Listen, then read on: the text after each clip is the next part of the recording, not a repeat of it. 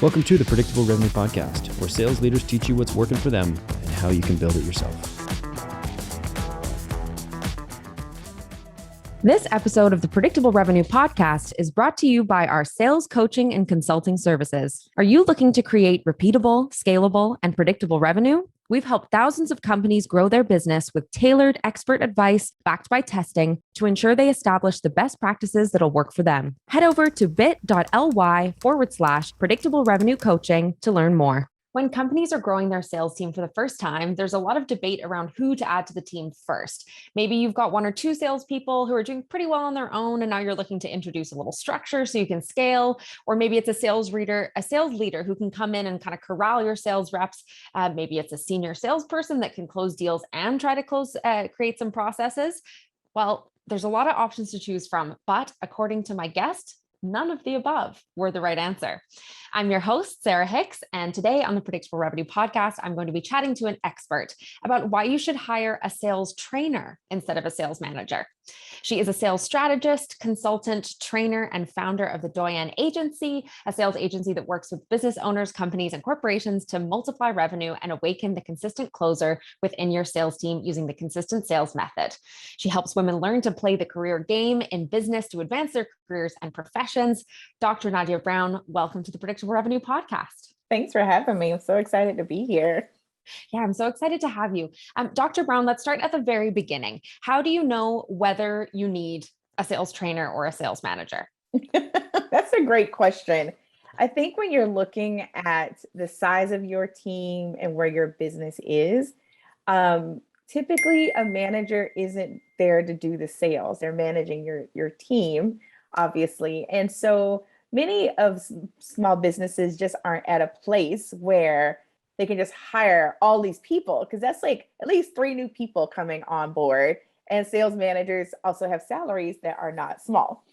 So it's important to have that sales trainer that's able to come on, support your team, help them get the skills that they need. Not that they don't know how to sell, but they are becoming acclimated to your culture, your environment. And they can also help to really put in the processes and procedures in place to help you grow to that point where you desire or need a manager. Yeah, that totally makes sense. So if I'm a small company looking to scale that sales org right now, how do I know I'm in that place where I should be hiring the sales trainer as the first step?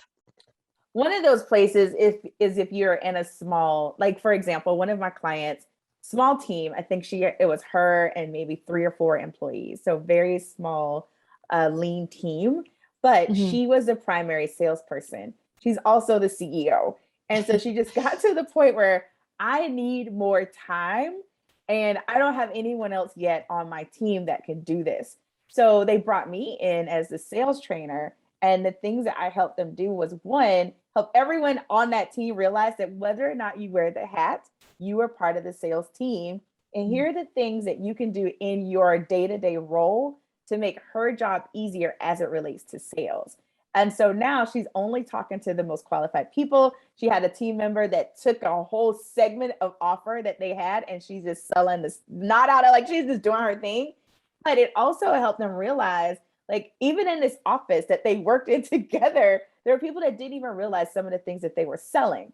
So now everyone is on the same page. They're clear about who's the best person to work with. Her assistant knows which questions to ask to ensure that the CEO is only talking to the most qualified people. And it just really helped to streamline it. And she didn't need a manager. At this point, I don't even think she's hired a salesperson, maybe, but it's been a couple of years. Right, there you go. So it's really when you're in that instance where you're kind of early stage, too early to really scale the whole thing and hire everybody, as you said, can't hire everyone at once, but somebody's wearing too many hats and doesn't quite have the time. And this is kind of that intermediate step that takes you between that like founder-led sales or one salesperson or whatever, and that full-blown team, because there isn't just a direct hop from one to the other. Right. Okay, cool. So for a team, let's imagine it's a team, a couple of sales reps, or maybe 1 or 2 sales reps, and we're hiring in that trainer as that person to kind of figure out the metrics and build some of the processes and stuff. One of the things that I would kind of worry about would be accountability, and those sales reps because they got to kind of hold themselves accountable when it's a fractional sales trainer. So how would you set up a couple of sales reps working with a sales trainer for success in that context? That makes sense. I think one of the mistakes that a lot of business leaders make when they bring on a salesperson is not identifying the KPIs. And so a lot of times, and I've been there, we're just like, as long as you're out closing, all is well. But there's so many other things that salespeople do that we need them to do in our businesses. So getting clear on the KPIs and then figuring out, what does accountability really need to look like for the type of salespeople that you have? Is it weekly reports? Is it quick, weekly huddles or monthly huddles where you're just getting the data that you need as the CEO? Most of us don't have time to babysit people or, micromanage. And so it doesn't have to be this overly complicated process, but there is data that we need. There's information that we desire. And I think one of the things that freaks us out as CEOs is when we don't know what's happening, especially if that's something that we used to do. So what is the information that you need? How frequently do you need to do it or see it? And then put in a process so that they share that with you and just make that part of their KPIs. If they're not doing it, then they're not doing a part of their job. And is there something that you can kind of look for, maybe like a certain type of rep that then you feel is the best first type of rep because of the need for this accountability? That's a good question. Finding someone that is self-directed and doesn't require a lot of hand-holding, which honestly, a lot of us need hand-holding when we're coming into, because we just don't know what we don't know. Like, I know how to sell, but I don't know everything yet about how your organization works. So that's why having a trainer also is really important, because they can help you identify what are the things that they need to put in a training. Maybe it's a video from you as a CEO, like, hi, welcome here. Like, that is part of your training and onboarding. It's also important to then help them identify and get comfortable or become aware of where things go. Like, when you first started at a new job, they're like, the ladies' room is this way, right? Like, there's just basic things we just did not know. I know in the virtual space, it's the same. And so having that outlined, but really looking for those people that are self-starters, that don't require a lot of hand holding, but also understanding that any new team member, there are just some basic things that they're going to need, including your salespeople, and making sure that you create a process, because you can record these trainings and they can log in just like any of your sales, the products that you sell. They can log into your Kajabi or whatever, go through the videos. You can actually see their progress. You can create quizzes and things that they send back. Like, you can do that to make sure that you know that they're doing and getting the skills that you need them to have in order to be successful in that role. Even if you're not the one, hovering over and making sure every step of the way. Yep. Okay. Let's talk about some of the logistics around having a sales trainer come in, because of course the sales trainer is fractional. That's the beauty of having the sales trainer over a full-time person. How often should that sales trainer be coming in to spend time with the team? I think it depends on the team. I think in the beginning, they're definitely going to be spending a lot more time. And then also, how often are you hiring and bringing on team? Because some of us are growing really fast, others it's a little bit slower. So I would say in the beginning, they're probably going to be there a lot more, just making sure everyone is doing what they need to do. Are they going through their trainings, checking in and coaching, listening to some of their sales calls or having those recorded? And then you just may want to have them do monthly check-ins, or whether it's 1 or 2 times a month where they're doing coaching calls or people can come and ask questions, or have it set up where people can ask questions via Voxer or some way like that. So it doesn't have to be scheduled. It can be a little more loosely structured, but really just, kind of looking at your company culture and seeing like what makes the most sense for your team. Okay. And this is maybe the kind of the other side of the same coin, but how much time should the sales trainer spend at a time? You know what I mean? Like, because there's definitely, it's easy to get over information overload if it's like, I don't know, an 8-hour session. So what is the kind of, what would be your rule of thumb for that? I would say give it maybe 4 hours, or really just, kind of walk people through, break it into smaller segments. So the rules that we use when we're creating trainings for our clients, and we don't want to do the same because we could all do it, right? Like, I could give you a lot of information, but break it out. So they have modules and they have a break, and maybe they do an exercise or they get a chance to practice. And in the beginning, it's really going to be trial and error because you have an idea of how you think it should go, but you don't really know until other people start to go through it and they can show you the gaps or where things aren't necessarily that clear. But really creating training that really sets people up for success. If you're doing it live, then you may want to do then like a full day or a half day, give people, especially with sales, it's so one of those tangible, I need to get in there and do it kind of things. So there's a training, let's learn a concept, now go do. Or, and that sort of thing is one of the ways I love to, incorporate training for a company. Yeah, that totally makes sense. What are the very first things that you think a sales trainer should come in and help you tackle? Ooh. One is helping you identify your learning objectives. Like, what is it that they need to learn in order to be successful? And when we're in it and we're doing it, especially those of us that have done the sales for our companies, and now we're finally, and usually we're like this, like white knuckling it, like, I don't want to let this go, letting it go. Now the trainer has to go through the process of getting all that information and all those nuances out of your head, unless you already have those SOPs. So then really getting clear on those objectives. What are the results and the outcomes that you want to see your sales reps, how you want to see them perform? What are some of those milestones that you have in mind? Maybe helping you set better expectations.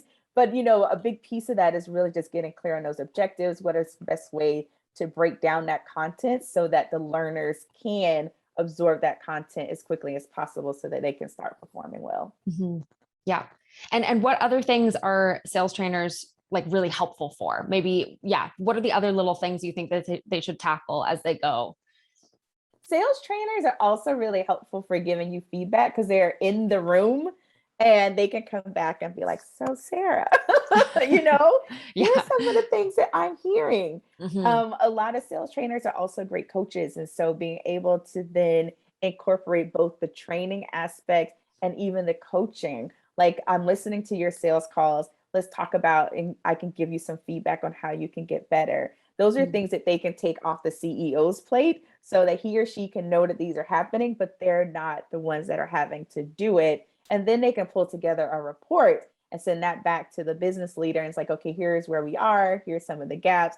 Here's where we, the plan that we have in order to correct those gaps. And again, so that CEO or leader feels really comfortable with what's happening, even though, because they keep their fingers out of it. Yeah. They love to keep their fingers in. They really do. Hard work to pry them I know. off of it. Like, no, there are other things we need you to do. We have exactly. So let's talk about finding the right sales trainer then for your business. How can companies like work out what kind of training they need and who would be the best fit to deliver that kind of training? It's a really great question. I think one, looking at your overall goals, what is it that you want to achieve, understanding your timeline, and then getting a trainer that's willing to listen, kind of like a good salesperson. They need to be listening and really working collaboratively with you in order to put together the best plan for your company, especially small business owners. There are just certain things and certain nuances that we don't necessarily operate in the same way, which is a strength of ours versus a larger corporation. However, we definitely need someone that's willing to work with us in getting those things done or in place. Personality. Can we work well together? Can we play well together in the sandbox? That's definitely a big one.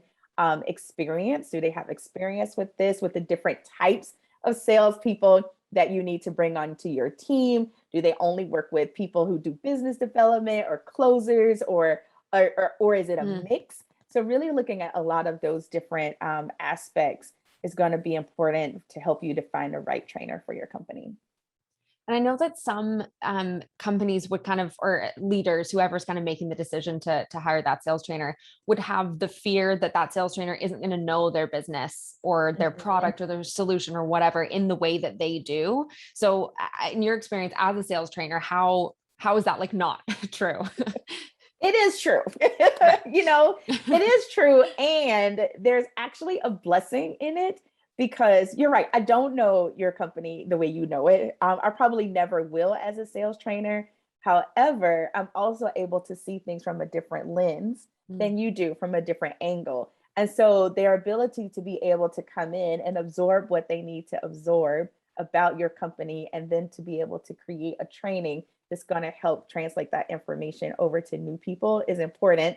And part of what makes them a strength for them is because they're in that person's shoes that's coming into the company being new. So they know what questions, they know what things aren't clear. And you're like, duh, don't you see that? And they're like, no, we don't see it. So that's actually a strength that they have, is, you know, being able to come in as that fresh set of eyes and pulling that together to be able to create that training for your team members. Yeah. Yeah, that makes sense. And then when you're kind of reaching the end of the time that the sales trainer makes sense, when do you know that you're outgrowing them and it is time to pull in that, you know, full-time resource? I think, you know, one of the things that I like to do personally, I don't know if all trainers do it, is set those milestones. So having some really upfront conversations around, here's some things to look for as to when it might be good to just start bringing all of this in-house. I know that may sound odd because you're like, well, Nadia, aren't you working yourself out of a job? Yes, but that's my role. Like, I don't plan to be here forever. As your company grows, it only makes good business sense for you to now have full-time people that are only focused on your business and really being able to scale. So having those conversations early on and identifying when you get to this maybe a certain amount of volume in terms of leads, we need to start really looking at having more full-time, bringing people in, bringing more of this stuff in-house. Maybe it's a certain revenue goal, you know, whatever that is, but having those conversations and then checking in. All right, Sarah, you know, this quarter we're looking at, based on projections, that you might be Q3 of next year ready to really start considering about hiring and bringing in teams. So we're having those open conversations, and it's not like some big scary secret, like, surprise, it's time for me to go. And you need, like, I don't think that that's fun. So I want to have those conversations as early and as often as possible. And do you think it's then part of the sales trainer's job to help you figure out exactly what roles and kind of who to bring in to sort of replace the bits that the sales trainer's been doing? I would definitely think so. And I would hope that as they're in that role, that they've been documenting the things that they're doing to make that process a whole lot easier to transfer. Absolutely. There's one more question that I thought of a little bit earlier, and I wanted to ask you. Oh, let me have a look back at my notes because I'm definitely going to forget it. It was around, I always do this. I'm like, I think of a good one, but I'm so in the zone with you. And then I'm like, oh, it's gone forever. Maybe it'll come back to me in a little bit. Something about, no, just gone with the wind. That's okay. Another question that I had around the sales training piece is around kind of tools and that kind of thing. Is it part of your kind of acumen and part of your role to recommend the tools that people would implement in their organization, all of that stuff? I would say yes, if they're not already using certain tools. So sometimes companies are already using certain tools that they like, they're comfortable with. I try not to upset the apple cart. Like, if that is how it's going, then let's just roll with it. But if they don't, then definitely making those recommendations and recommendations that make it more seamless and not more work, because you can get caught up in the tool that can be a bottom, like it can be forever. So finding tools that make sense and that also that grow with the team, so that they're not having to then switch tools once they are, you know, at a certain size. So making those recommendations as best as possible. Yeah, absolutely. Well, that's amazing. Such a good kind of overall picture of the journey of that sales trainer, when you need one and kind of when is the right time to bring one in, what they should be tackling, kind of how to prepare. You know, that was my other question. It just came back to me. If someone's listening right now and they're like, okay, I need a sales trainer. I recognize that I'm at that stage of my business. What are the things that leader needs to do to prepare for the sales trainer to come in? You mentioned the one piece around KPIs being important, but I'm sure there's other things. What are those things that they need to do to prepare? Start thinking about the type of salesperson that you need. Like, really take some time to identify what the role, even if you don't know the title, what are the tasks that you would want them to accomplish? Start looking at your own SOPs and identifying any gaps. Some of us have a lot of good intentions, but we're working and it doesn't always get done. So start to identify those types of things. Look at your expectations, even around how quickly you need them to start performing. Because what I find is that a lot of business owners wait until they're already swamped. Mm. Now I'm practically drowning and I'm looking for, and that is harder.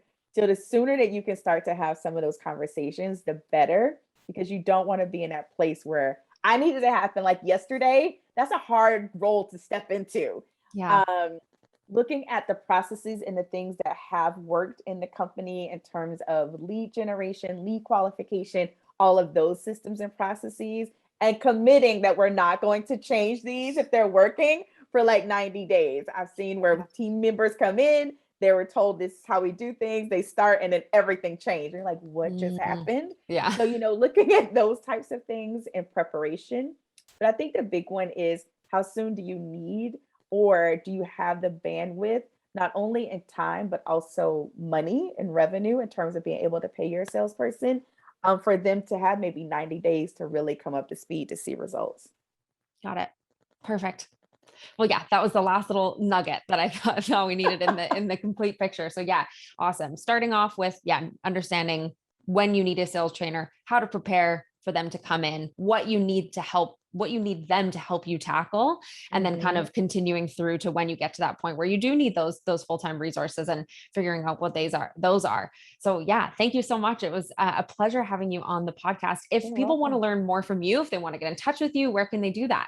Yes, visit our website at thedoyenneagency.com. We have many resources, videos on, what things to consider before you outsource or hire a salesperson. So we want to be that wealth of resources to help you make those best decisions. Awesome. And we'll certainly include a link to that in the show notes, in the blog post, all of that stuff, so that you guys know where to check it out. And of course, don't forget to subscribe to our YouTube channel to check out our weekly podcast episodes, where we share more tips like this, speak with more great speakers like Dr. Nadia Brown. But Dr. Brown, it was such a pleasure having you. Thank you so much. Thank you for having me. It was great to be here. We'll catch you all next time.